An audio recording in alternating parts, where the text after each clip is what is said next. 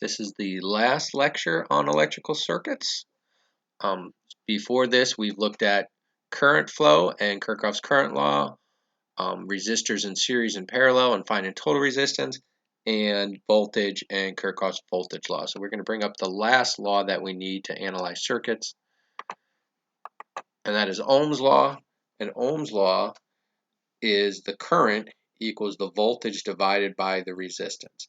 And Ohm's law works, I mean, every law works in all cases, but we kind of have to understand what I mean when we say that, and we'll do a few examples. But Ohm's law has to work in every case. So some of what we practice is simplifying circuits. So for every simplified version, Ohm's law has to work. For a total circuit, Ohm's law has to work. For every individual component, Ohm's law has to work. So we have to see that Ohm's law works in every single case. I do find when I'm analyzing circuits that I use Ohm's law every other step, right? Seems to be every other step is when I use Ohm's law. I use the other laws to find something, and then I use Ohm's law, get another value. Then I find something else with a different law, then I use Ohm's law, get another value. And the reason is because there's three measurements there. If I know two of them, I can get the third. Now, you don't have to memorize this. You don't have to use it, but it tends to stick in people's minds. For Ohm's law, we have a vulture, and vultures fly up high in the sky. We have a rabbit, rabbits run along the ground, and we have an Indian, and Indians walk along the ground. So we have V up top, I and R down on the bottom, which gives us this, VIR. Now, this is still Ohm's law. This is kind of a way of using this to memorize it. If I wanted to find current, then I can, actually, let me do it this way. If I want to find current, then I cover up the I, because current is I, it's V over R. If I want to find resistance, I cover up the R, it's V over I. If I want to find voltage, I can cover up the V, it's I times R.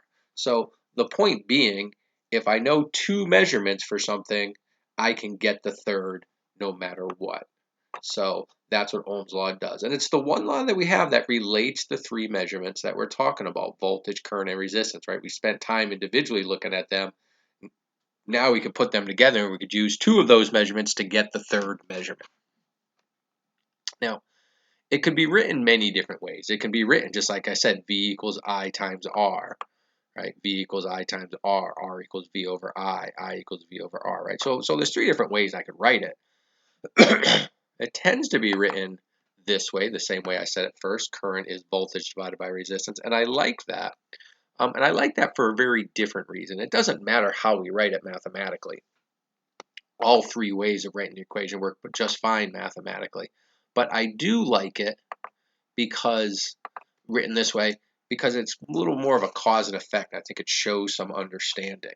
If we have a voltage, well, what determines a circuit's voltage? Well, the voltage is determined by, what happened here? Voltage is determined by, sorry, I don't know why it's not letting me.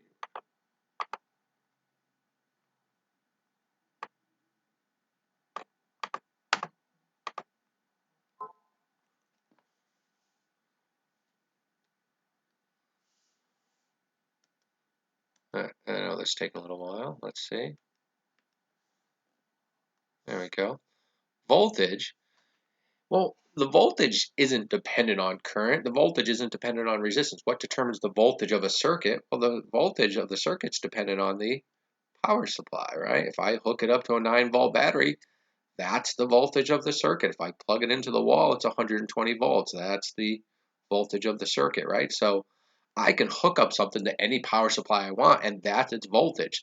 So the voltage of a circuit is completely independent of the other two things, right? It's what I decide to hook it up to. Now, in the real world, we don't get too many decisions, right? If you buy a blender, it's got prongs, and there's only so many places you can plug those prongs into, so it's going to get the 120 volts because it's designed to fit in that, right? But if you wanted to get some wires and you wanted to hook it up to a 9-volt battery, you could. It wouldn't work, but you could hook it up, right? If you wanted to hook it up to your car battery, you could, right? So people have made, right? People that make things electrical components, they've kind of made things foolproof, which is wonderful. And they make it so, hey, this is the voltage I want you to use, so I'm going to design it so this is the only voltage that easily works, right? If you have a portable, the remote for your TV, right? It uses 2 AAA batteries or not, whatever it uses doesn't matter, right? They shaped it so those are the only batteries that can fit in there. Could you make other batteries in there? Yeah, if you want to be creative, you could force them in there, right? But they've done this, right, with all of these different things. Your dryer, your clothes dryer doesn't plug into a regular wall outlet. Why? Because it needs a different voltage to work. But either way, voltage is dependent on what you plug it into. And that's it, right? It's got nothing to do with the circuit. Resistance, well, we've been dealing with resistance. What determines the resistance? Well, that's got nothing to do with voltage either, right? And it's got nothing to do with current. What determines the resistance of a circuit? Well, it has to do with the way we design the circuit, right? We spent time drawing different circuits and calculating the total resistance. And that had nothing to do with the power supply. It had nothing to do with the current, right? So the resistance is based on what we make and what we design. So resistance is independent of voltage and current. So we have this idea that power supply is something that's independent of everything else. Resistance is something that's independent of something else. But these two things together determine our current, right? So if we have a certain circuit and we hook it up, or we have a certain power supply and we hook it up to a certain circuit, that will determine the current that comes out. So current is dependent on voltage and resistance, right? But voltage isn't dependent on the other two or anything like that. So I like it written like that because it kind of works in a sense of cause and effect. Now, again, this has to work in all cases. So let me kind of clear off some of this. And what I mean by that is the total voltage divided by the total resistance has to equal the total current. And the current through one resistor has to equal the voltage across that resistor divided by the resistance of that resistor. So if I look at one component, it's got to work. If I look at the total circuit, it's got to work. Both ways, it's got to work. So let's look at a circuit. And look at the simplest circuit, we'll look at a series circuit. And in this case, we have a 50-volt battery, right, which again, completely independent of the rest of the circuit. I hooked this circuit up to a 50-volt battery. I could have hooked it up to something else if I wanted to. 15 ohms, 27 ohms, 13 ohms. So first thing I could do is I can find the total resistance. 15 plus 27 plus 13, so that's going to be 40, 55. So this is going to be a total resistance of 55 ohms. Now, again, every other step tends to be Ohm's law. So one thing I could say is the total resistance, the total current equals the total voltage divided by the total resistance. Well, that's 50 volts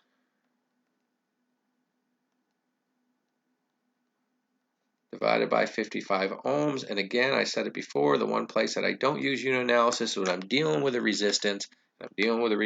So I just have to know, this is the one case, which I'm not a big fan of, I have to know that that's what it works out to be. So there is a total current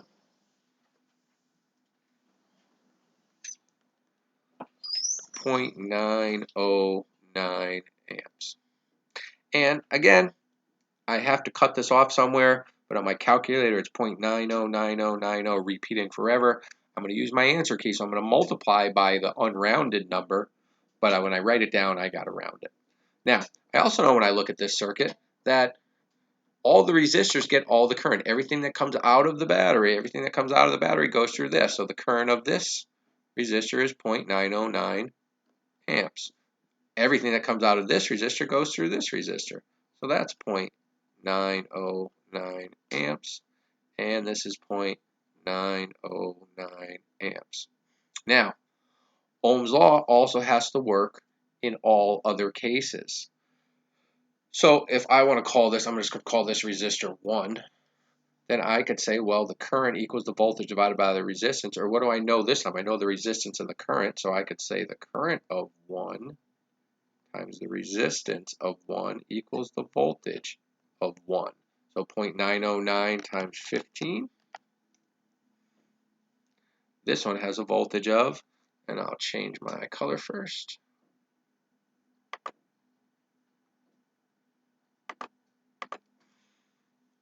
This one has a voltage of 13.64 volts. The next one, same current, 0.909 times 27. This one has a voltage of 24.55 volts. And then the last one, same thing, 0.909 amps times 13. This one has a voltage of 11.82 volts. Now, I also know, according to Kirchhoff's voltage law, that the sum of the voltages has to add up to 0. So I got 13.64 plus 24.55 plus 11.82 minus 50 works out to be 0. Now, it works out to be 0.01, but again, that's due to the rounding. Even with a little bit of rounding I do, it throws it off a little bit. But I know I've satisfied all the laws. Ohm's law works for the entire circuit. Ohm's law works for each component. I know my voltage law is satisfied. I know my current law is satisfied. Everything's satisfied. I know I've done this circuit right. Again, pretty much I'm using Ohm's law a lot more than I'm using any other law. I look at a parallel circuit. Well, I can do this a few different ways. One thing I can do is I can find the total current. Or let's start with the total resistance. It's going to be 1 over 10 plus 1 over 20 plus 1 over 5. Add them up, take 1 over that. I get a total resistance. Put that over here. Total resistance, 2.857 ohms. Total current is going to be the total voltage divided by the total resistance. So I'm going to take 50, I'm going to divide by my total resistance. I'm going to have a very high current, 17.5 amps. So I know the current coming out of the battery is 17.5 amps. But in the last case, this case, I said, okay, everything coming out of the battery goes through 1. In this one, though, everything coming out of the battery, does it go through resistor 1? No. Does it go through resistor 2? No. Does it go through resistor 3? No. So I found this total current, I found this total resistance. It doesn't help me immensely because none of these resistors get the total current. So I'm going to have to do something different. And this time I'm going to have to incorporate a voltage loop, or really 3 voltage loops. I know this voltage minus 50 equals 0. So this must be 50 volts. I know this voltage minus 50 equals 0. This must be 50 volts. And I know this voltage minus 50 equals 0. 50 volts. And I could have did other loops. I could have did plus this voltage minus 50 equals 0. Plus this voltage minus 50 equals 0. I could go all day making these loops, and they're all telling me everything's 50 volts. Well, Ohm's law says current is voltage divided by resistance. So 50 divided by 5, that's going to be 10 amps. I'm going to do the easy ones first. 50 divided by 10 is going to be 5 amps. And then this one here, 50 divided by 20, I'm doing it on my calculator, works out to be 2.5 amps. So I use Ohm's law to get all these currents. Now, I didn't really need this information to solve this circuit, but let's think about it for a second. There's 17.5 amps coming out of the battery. 5 amps goes through this. 2.5 amps goes through this. 10 amps goes through this. 10 plus 2.5 plus 5. Well, all of these, whoa. Let me get rid of that. Let's say that again.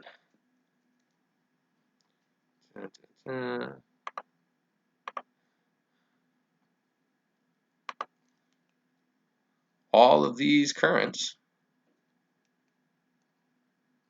come on.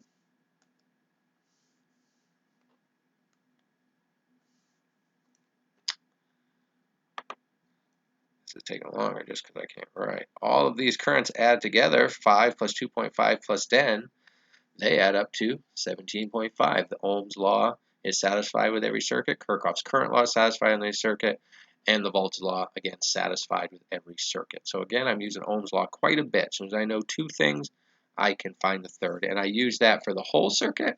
Then I use that for each individual component on the circuit. All right. So we've done some of these in class, but to do one more, I set this up. I want to find the current and voltage of each resistor. So first thing I want to do is find the total resistance. I'm going to talk through it, but some things I'm going to kind of put and you can figure it out yourself. But when I look at this, I get a total resistance of 15.875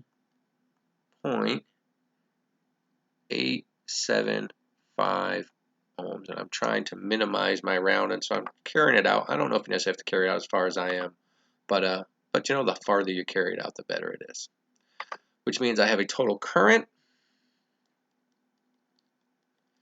voltage divided by resistance, 12 divided by 15.875 works out to be,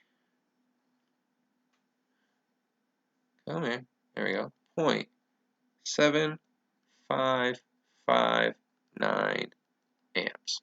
So I know my total current, I know my total resistance, and I start looking at this, and you know, never a bad idea to start with those two things. Sometimes it gives you useful information, like the first example. Sometimes it doesn't give you information that you could use right away, like the second example. But this one, I can use some of it. I know that this resistor, I'll call it resistor 1. Well, this one gets all the current because everything that comes out of the battery goes through this resistor. So 0.7559 amps. And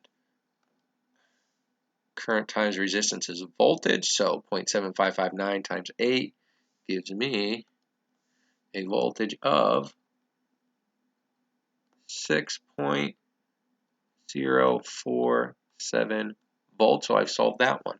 I go down here, I can say the same thing as far as current goes. Everything that flows through this resistor goes into the battery, so this must get 0.7559 amps.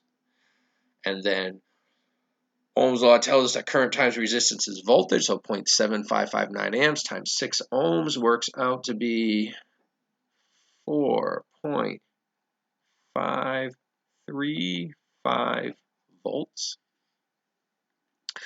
Now I'm a little stuck because neither one of these gets all the current. I could set up a ratio because this is 3 ohms, this is 5 ohms. I know this is going to get more current because it's less resistance, and you could actually do something like that. But I've got other laws to deal with here, right? So what I can do is I could set up a loop plus this voltage, plus this voltage, plus this voltage, minus 12 equals 0. I know I'm kind of going through the voltage law kind of fast because that was a whole nother video, but 6.047 plus the voltage of 3 plus 4.535 minus 12 volts equals 0, which means this one has a voltage of 1.417 volts. And if I went around and skipped 3 and went through 5 instead, well, that would tell us I'd have the same thing. Or if I did this loop, I'm going to erase it, but plus this voltage minus this voltage is 0. This also has to be 1.417 volts. Let's get rid of that loop because it's kind of cluttered. I'm going to get rid of this too. So I know those voltages. Well, current is voltage divided by resistance, so it's going to be 1.417 divided by 3 is 0.4724 amps.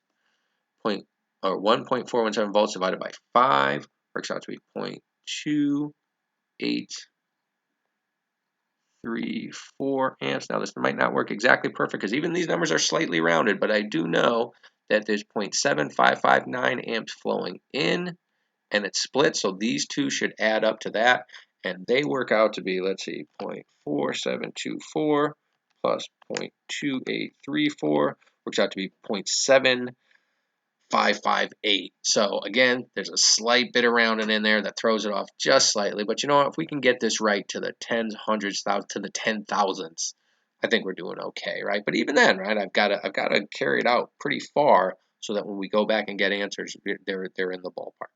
So there's 3 examples of using Ohm's law with all the other laws. We use the other laws to get a value.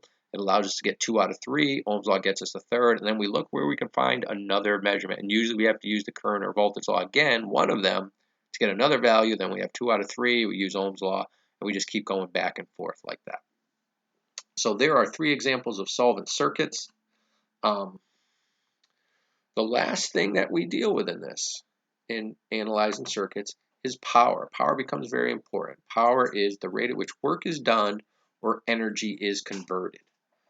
The units of power is watts. Sometimes we have kilowatts, but still, that's very similar to watts. And if we think about it, it's the rate that energy is converted. It's a rate.